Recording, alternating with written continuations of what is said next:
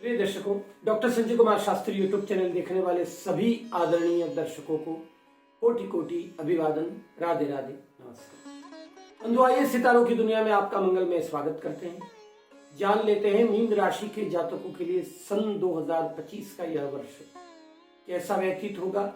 बल्कि चैत्र शुक्ला प्रतिपदा 31 ये मार्च 25 से लेकर आने वाले पूरे वर्ष तक का समय आपका कैसा होगा। बंधुओं, ये जानकारी केवल राशि के अनुसार है। आपकी कुंडली कुछ और कह सकती है। हो सकता है आपकी कुंडली में बहुत अच्छे योग हों और राशिगत ऐसे योग नहीं बन रहे हों। तो ये केवल राशि के आधार पर है, कुंडली के आधार पर नहीं है।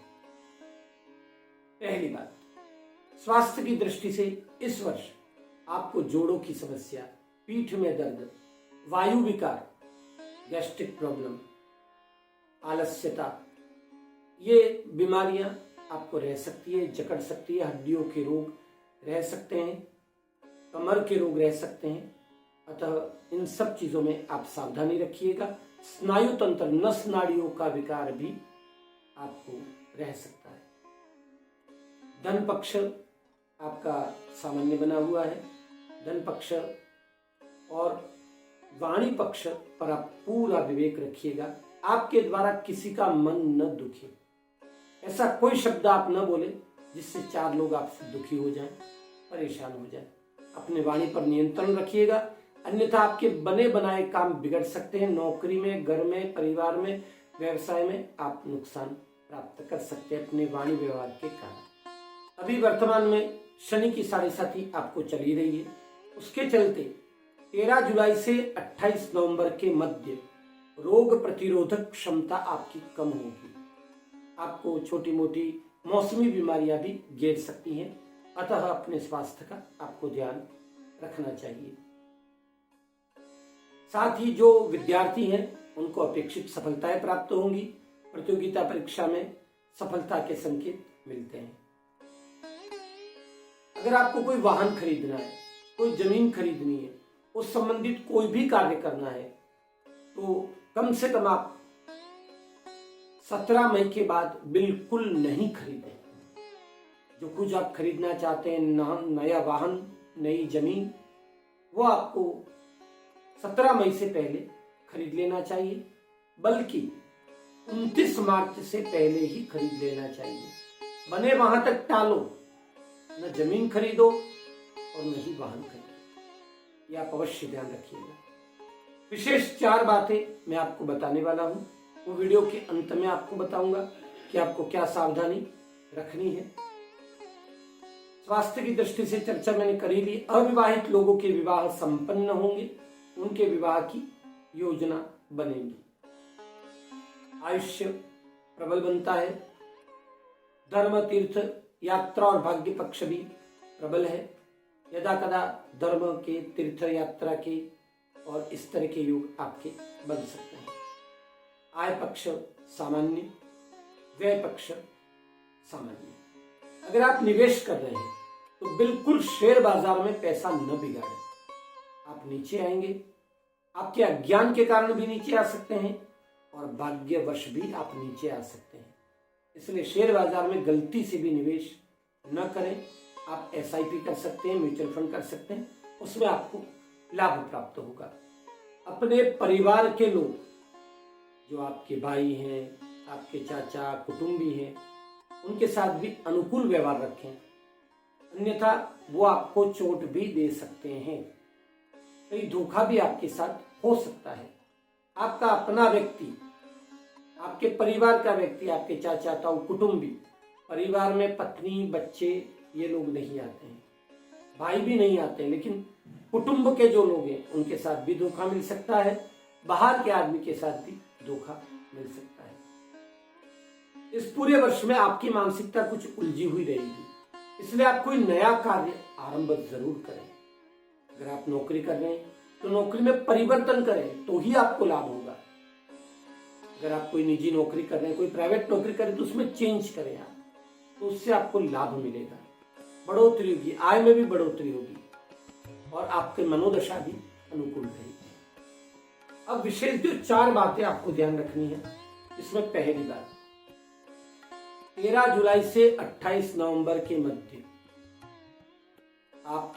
आपको कोई अप्रिय समाचार प्राप्त हो सकता है।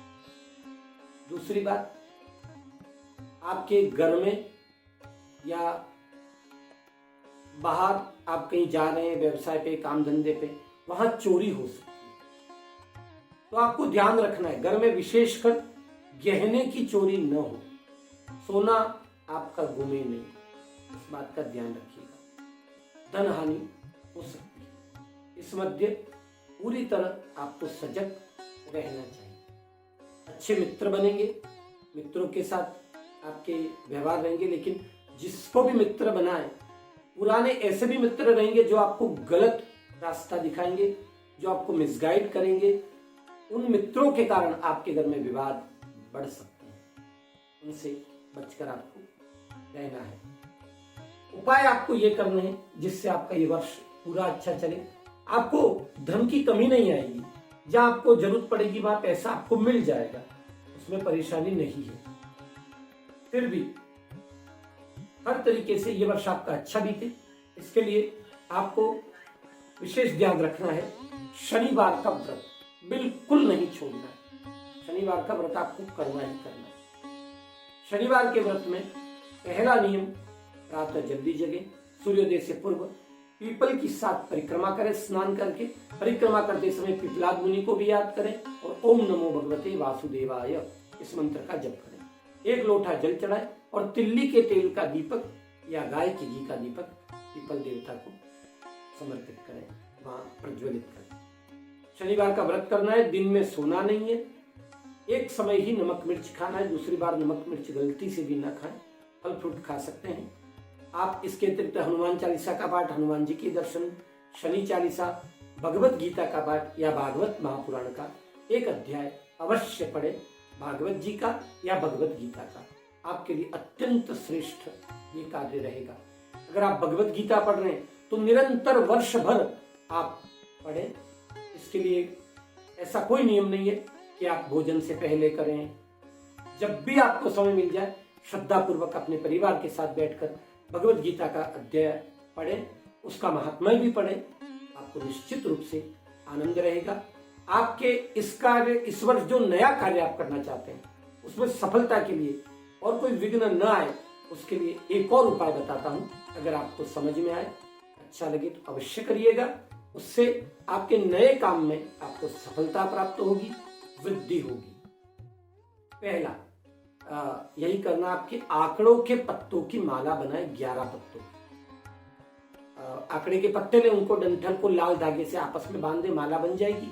उस पर जय श्री राम लिखें और ये हनुमान जी को हर मंगलवार को आप पहनाएं। ये माला गुड़ और चने का भी भोग लगाएं, एक मीठा पान समर्पित करें। ये अगर आप प्रत्येक शनिवार करते हैं तो आप पर किसी भी तरीके से कोई परेशानी आएगी ही नहीं। न चोरी होगी, न दुर्घटना होगी, न वाहन से कोई खतरा होगा।